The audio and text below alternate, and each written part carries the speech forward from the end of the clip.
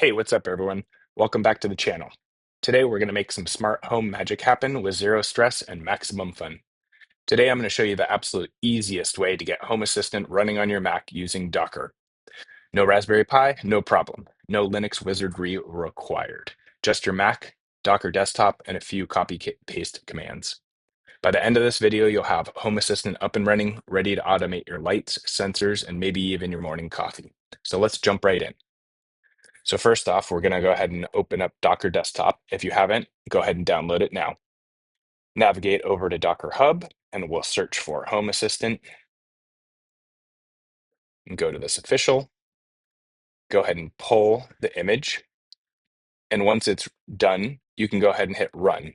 But the issue here is that it doesn't have the ports set up so that it won't run properly.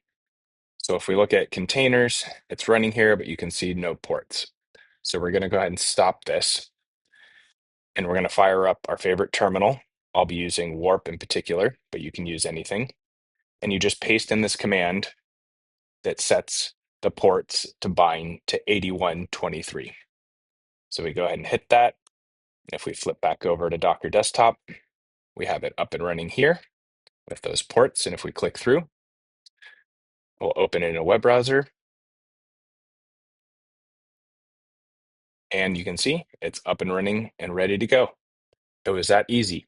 I hope this was super helpful because I definitely needed some Google searching around in order to figure out how to get this running. But that's the absolute easiest way that I've found to get up and running on your Mac. Thanks for watching and enjoy Home Assistant.